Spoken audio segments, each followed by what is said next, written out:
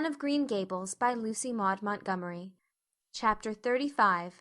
The Winter at Queen's.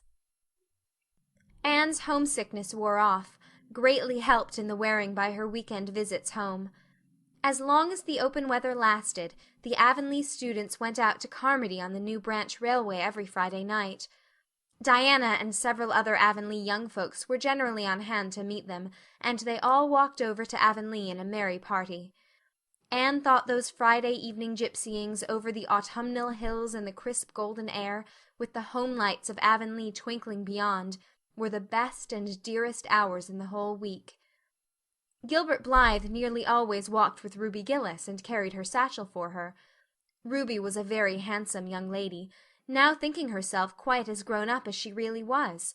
She wore her skirts as long as her mother would let her, and did her hair up in town, though she had to take it down when she went home. She had large, bright blue eyes, a brilliant complexion, and a plump, showy figure.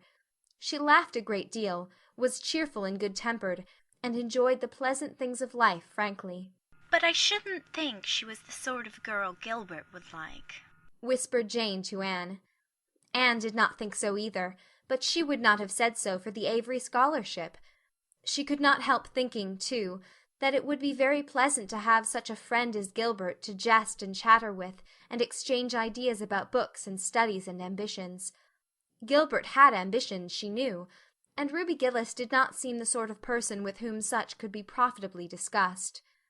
There was no silly sentiment in Anne's ideas concerning Gilbert. Boys were to her, when she thought about them at all, merely possible good comrades. If she and Gilbert had been friends, she would not have cared how many other friends he had, nor with whom he walked. She had a genius for friendship. Girl friends she had in plenty, but she had a vague consciousness that masculine friendship might also be a good thing, to round out one's conceptions of companionship, and furnish broader standpoints of judgment and comparison. Not that Anne could have put her feelings on the matter into just such clear definition. But she thought that if Gilbert had ever walked home with her from the train, over the crisp fields and along the ferny byways, they might have had many and merry and interesting conversations about the new world that was opening around them, and their hopes and ambitions therein. Gilbert was a clever young fellow, with his own thoughts about things, and a determination to get the best out of life and put the best into it. Ruby Gillis told Jane Andrews that she didn't understand half the things Gilbert Blythe said. He talked just like Anne Shirley did when she had a thoughtful fit on, and for her part she didn't think it any fun to be bothering about books and that sort of thing when you didn't have to. Frank Stockley had lots more dash and go, but then he wasn't half as good-looking as Gilbert, and she really couldn't decide which she liked best. In the academy Anne gradually drew a little circle of friends about her, thoughtful, imaginative, ambitious students like herself. With the rose-red girl, Stella Maynard, and the dream girl, Priscilla Grant, she soon became intimate, finding the latter pale, spiritual-looking maiden to be full to the brim of mischief and pranks and fun, while the vivid, black-eyed Stella had a heart full of wistful dreams and fancies, as aerial and rainbow-like as Anne's own. After the Christmas holidays, the Avonlea students gave up going home on Fridays and settled down to hard work.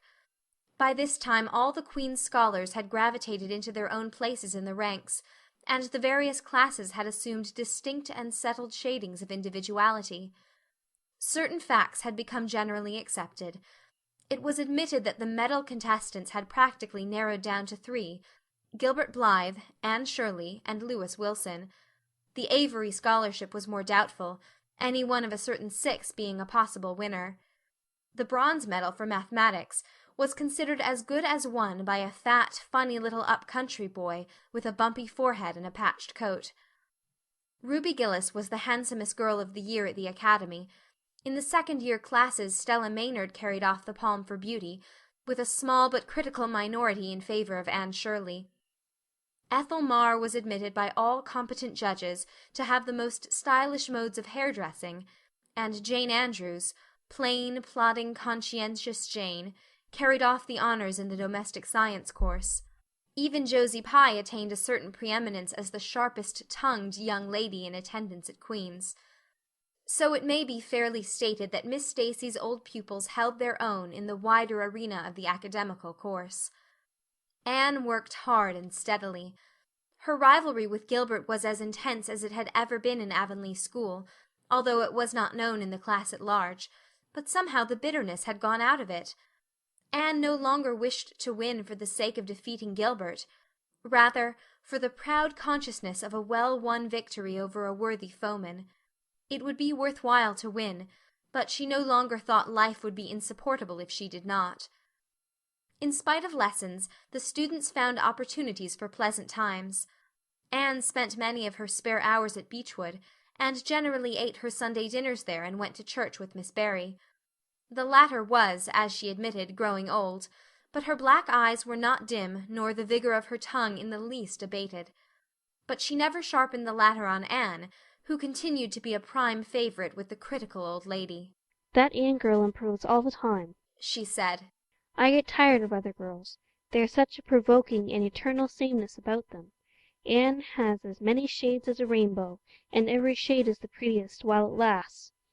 I don't know that she is as amusing as she was when she was a child, but she makes me love her, and I like people who make me love them. It saves me so much trouble in making myself love them." Then, almost before anybody realized it, spring had come. Out in Avonlea the Mayflowers were peeping pinkly out on the sere barrens where snow wreaths lingered, and the mist of green was on the woods and in the valleys. But in Charlottetown harassed Queen's students thought and talked only of examinations. "It doesn't seem possible that the term is nearly over," said Anne. "Why, last fall it seemed so long to look forward to, a whole winter of studies and classes, and here we are with the exams looming up next week. Girls, sometimes I feel as if those exams meant everything, but when I look at the big buds swelling on those chestnut trees, and the misty blue air at the end of the streets, they don't seem half so important." Jane and Ruby and Josie, who had dropped in, did not take this view of it. To them the coming examinations were constantly very important indeed, far more important than chestnut buds or Maytime hazes. It was all very well for Anne, who was sure of passing at least, to have her moments of belittling them, but when your whole future depended on them, as the girls truly thought theirs did, you could not regard them philosophically.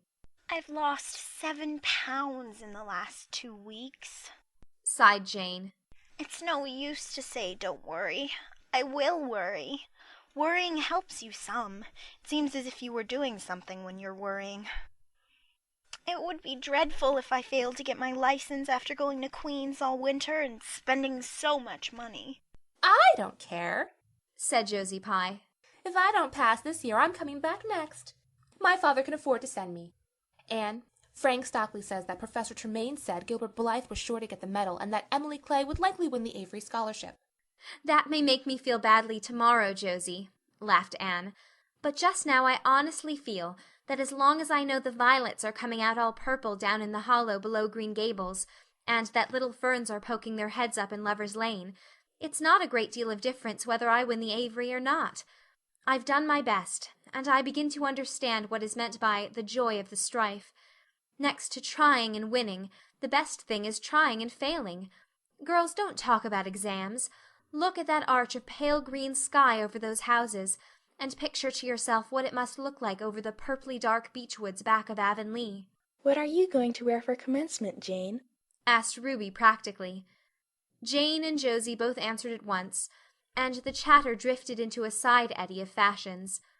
But Anne, with her elbows on the window-sill, her soft cheek laid against her clasped hands, and her eyes filled with visions, looked out unheedingly across city roof and spire to that glorious dome of sunset sky, and wove her dreams of a possible future from the golden tissue of youth's own optimism.